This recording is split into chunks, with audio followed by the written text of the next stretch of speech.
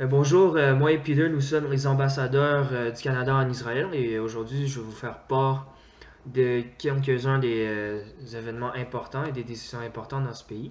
Euh, en commençant économiquement, le 20 octobre, Dr. Karnit Flug est appointé gouverneur de la Banque centrale d'Israël et c'est la première femme du pays à avoir ce poste. Et très étonnamment, il y a une très très grande confiance venant des personnes importantes du pays envers cette personne pour ce poste, notamment le président M. Shimon Peres et le premier ministre du pays, M. Benjamin Netanyahu. Bon, partons pour les efforts de discussion de paix entre les territoires palestiniens et Israël. Et John Kerry, secrétaire d'État des États-Unis, participe aux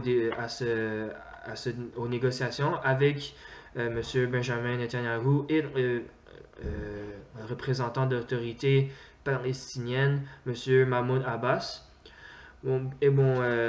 Au 13 octobre, il y a une découverte d'un tunnel creusé entre Gaza et Hamas en Israël et soupçonné de but terroriste, ce qui n'aide pas aux négociations. Mais au 27 octobre 2013, le gouvernement israélien approuve de libérer 26 prisonniers de guerre palestiniens.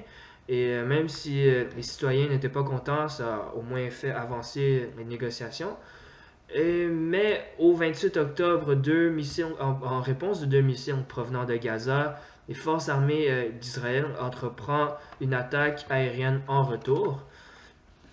Et puis, quelque chose d'autre qui va à l'encontre des négociations, c'est qu'en Israël, on a des projets de colonisation des territoires palestiniens. Et ça fait des années qu'ils ont ça. Et le 3 novembre, ils ont décidé d'une augmentation de construction d'habitations dans ces territoires de 1859 habitations. Et ça, c'est une barrière, encore une fois, aux discussions. Et les ONG voient ça comme un affront et que c'est extrêmement injuste. Et au 6 novembre, John Kerry affirme que rien n'avance dans les discussions et beaucoup de choses sont encore à venir.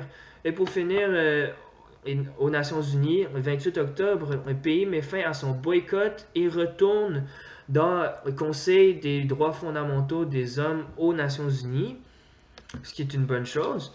Mais le 3 novembre, le premier ministre Benjamin Netanyahu suspend les contributions du pays financières pour UNESCO en réponse de l'admission de l'autorité palestinienne aux Nations Unies. Et c'est sa façon de dire qu'il est mécontent de ce qui s'est passé.